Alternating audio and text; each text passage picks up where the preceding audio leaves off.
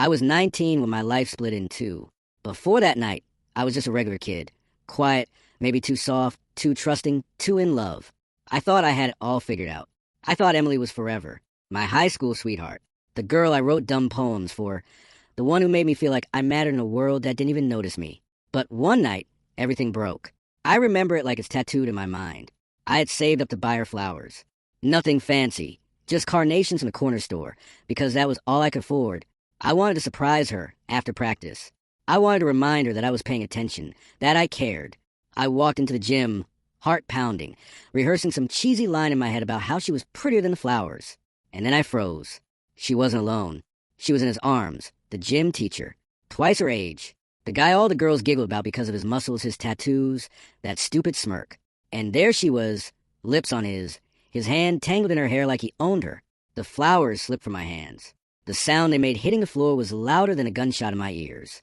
Emily pulled back, her eyes wide, and for a split second, I swear she looked sorry. Then she opened her mouth. Mike, wait! It's not what it looks like. But it was exactly what it looked like. I didn't yell. I didn't cry. I just turned around and walked out. My chest was burning, but no tears came. Not yet. That night, lying in my tiny room staring at the ceiling, I felt something crack inside me. Not just heartbreak. Humiliation. Powerlessness. I realized I was nothing in her eyes. Replaceable. Forgettable. That was the night I made a decision. I swore to myself I would never feel that weak again. I would never beg someone to love me. I would build a life so big, so unshakable, that nobody could ever laugh at me again. So while Emily was sneaking around with him, I was sitting in my room with a beat-up laptop that froze every 5 minutes, digging into the internet like my life depended on it. And maybe it did. I didn't know anything about business, but I knew I needed out. Out of that town, out of that version of myself. So I started learning marketing, e-commerce, dropshipping, negotiating, sales psychology. Every free YouTube video, every sketchy PDF, every late-night forum thread. I devoured it all. People laughed. Friends rolled their eyes. Mike's wasting his time. Even my parents told me quit fooling around and find a real job. But I couldn't. I had this fire in me now. This rage that kept me going. I started small. Flipping sneakers. Buying used phones on eBay. Fixing them. Reselling them. I made pennies at first. Every dollar I touched went back into the hustle. No new clothes. No parties. While everyone else was out drinking, I was hunched over my laptop, building something invisible. The first 6 months? Brutal. I made maybe $200 profit total. But that $200 was mine. Mine, not handed down, not borrowed. It was proof. It was oxygen. At night, I'd lie in bed and whisper to myself, one day they'll all see. By 20, I'd already failed at 3 different businesses. A clothing brand that sold 5 hoodies, total. An electronics hustle that tanked so hard I lost $5,000 I didn't even have. I was in debt. For weeks I thought maybe everyone was right. Maybe I was chasing smoke. But failure became my teacher. Every mistake, every late night, every breakdown, it sharpened me. I learned more from losing than I ever did in school. And then one night, scrolling through obscure supplier websites, I stumbled on a product no one here was pushing yet. Something small, lightweight, cheap to ship. I felt it in my bones. This was a one. I took the last of my money, scraped up from side hustles and borrowed from my cousin, and I bet it all. That gamble changed my life. I built a website around it, ran the cheapest ads I could afford, and then sales started dripping in. Slowly at first. 1 order, 2, 10, then it snowballed. Suddenly, my phone wouldn't stop buzzing with notifications. I was making thousands, then tens of thousands.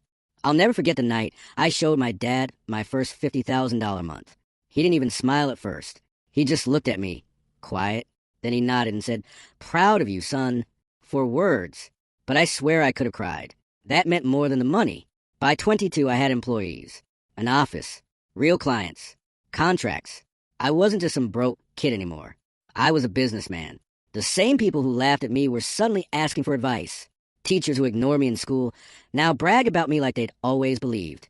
But even then, even with money in the bank, I still thought of her. Emily. I still heard her laugh in my head, saw her in his arms. I wanted her to see what she lost. And then life threw me something better. At 23, I met Sarah. She wasn't flashy. She wasn't chasing me for money. She was just real, sharp, kind. She believed in me before she even knew the numbers. She didn't care about my bank account. She cared about my mind, my drive. Being with her was like finally being able to breathe after drowning. She didn't just support me. She challenged me, made me better. She reminded me that I didn't have to live in the shadow of betrayal forever. For the first time, I wasn't building out of anger.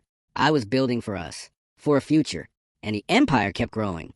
By 25, I had multiple businesses, investments rolling in passive income streams. I had married Sarah, the woman who saw me for who I was, not what I had. For the first time in years, I didn't even think about Emily until she came back. It started with a message. Hey, Mike, can we talk? I ignored it. Then came the phone calls. Then one day, she was standing outside my office building. I almost didn't recognize her. The shine was gone. She looked tired, worn, like life had dragged her across gravel.